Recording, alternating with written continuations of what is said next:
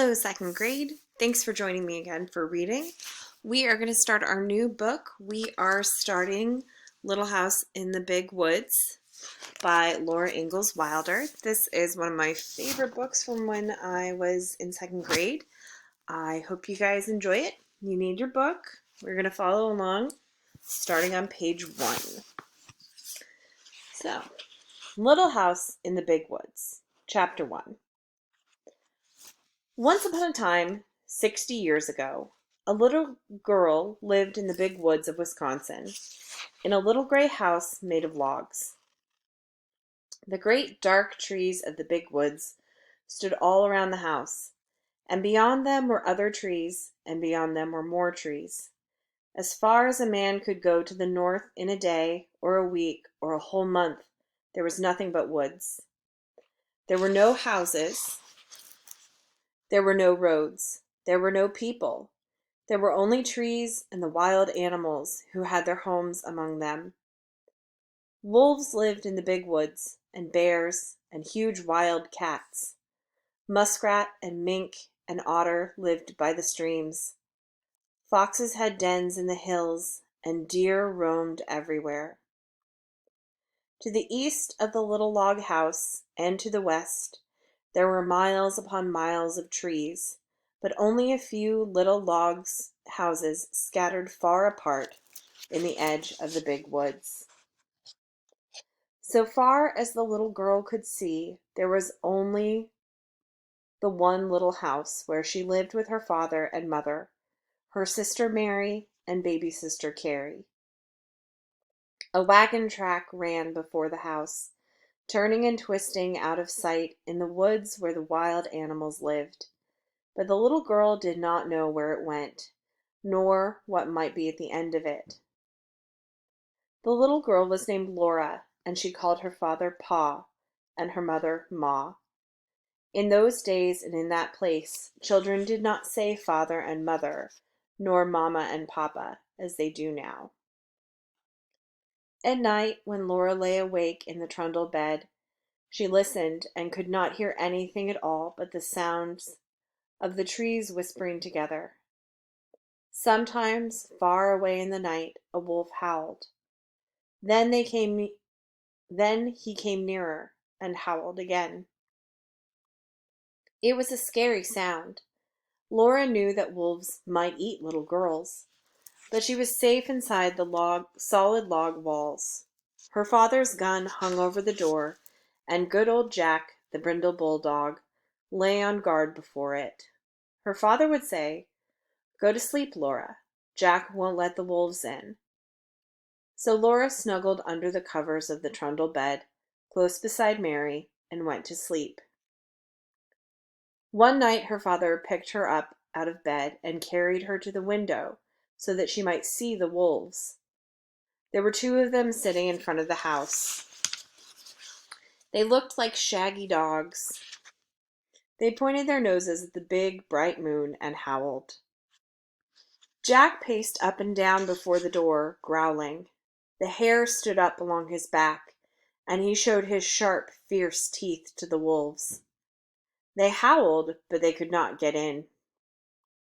The house was a comfortable house. Upstairs there was a large attic, pleasant to play in when the rain drummed on the roof. Downstairs was the small bedroom and the big room. The bedroom had a window that closed with a wooden shutter. The big room had 2 windows with glass in the panes, and it had 2 doors, a front door and a back door. All around the house was a crooked rail fence to keep the bears and the deer away. In the yard in front of the house were 2 beautiful big oak trees. Every morning, as soon as she was awake, Laura ran to look out of the window, and one morning she saw in each of the big trees a dead deer hanging from a branch. Pa had shot the deer the day before, and Laura had been asleep when he had brought them home at night and hung them up in the high trees so that the wolves could not get the meat. That day Pa and Ma and Laura and Mary had fresh venison for dinner. It was so good that Laura wished they could eat it all, but most of the meat must be salted and smoked and packed away to be eaten in the winter. For winter was coming. The days were shorter, and frost crawled up the window panes at night. Soon the snow would come. Then the log house would be almost buried in snowdrifts, and the lake and the streams would freeze. In the bitter cold weather, Pa could not be sure of finding any wild game to shoot for meat. The bears would be hidden away in their dens where they slept soundly all winter long. The squirrels would be curled in their nests in hollow trees, with their furry tails wrapped snugly around their noses. The deer and the rabbits would be shy and swift. Even if Pa could get a deer, it would be poor and thin, not fat and plump, as deer are in the fall. Pa might hunt alone all day in the bitter cold, in the big woods covered with snow, and come home at night with nothing for Ma and Mary and Laura to eat. So as much food as possible must be stored away in the little house before winter came.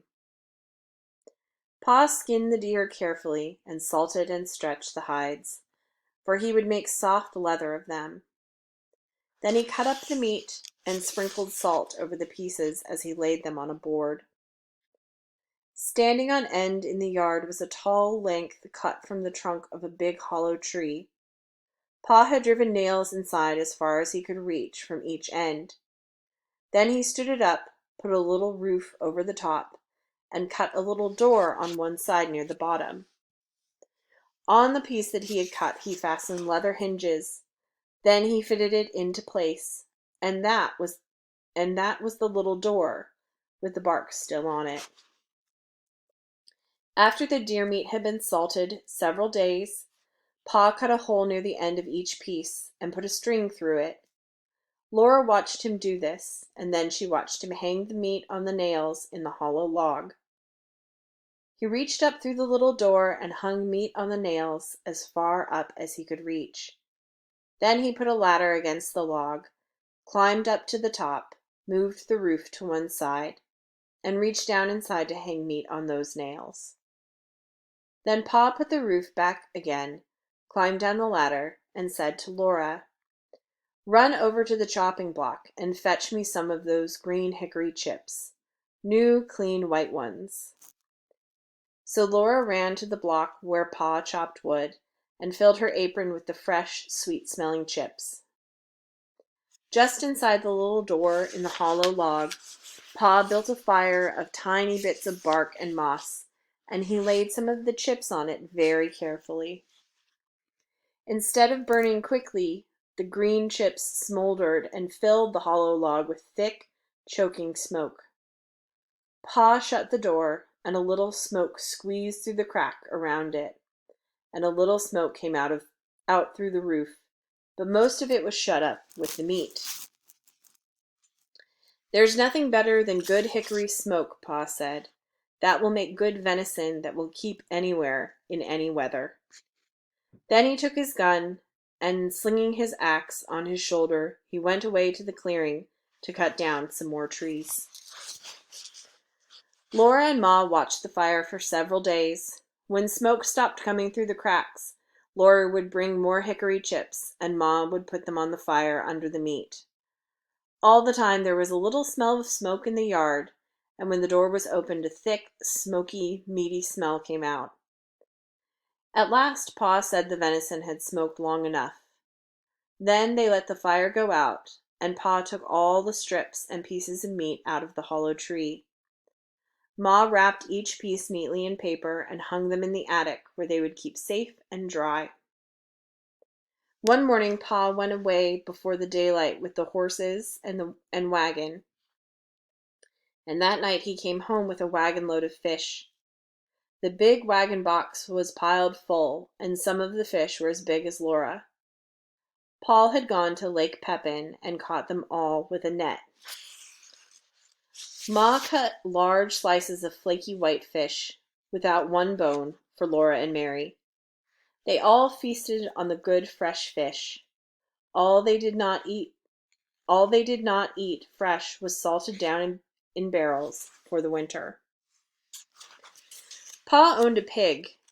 It ran wild in the big woods, living on acorns and nuts and roots. Now he caught it and put it in a pen made of logs to fatten. He would butcher it as soon as the weather was cold enough to keep the pork frozen. Once in the middle of the night, Laura woke up and heard the pig squealing. Pa jumped out of bed, snatched his gun from the wall, and ran outdoors. Then Laura heard the gun go off, once, twice. When Pa came back, he told what had happened. He had seen a big black bear standing beside the pig pen.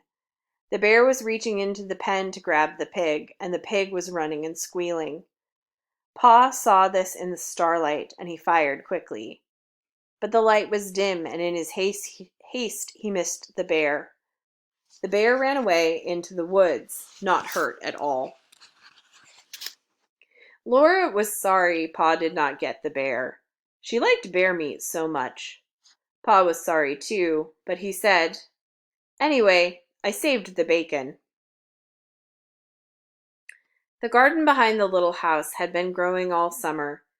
It was so near the house that the deer did not jump the fence and eat the vegetables in the daytime, and at night Jack kept them away.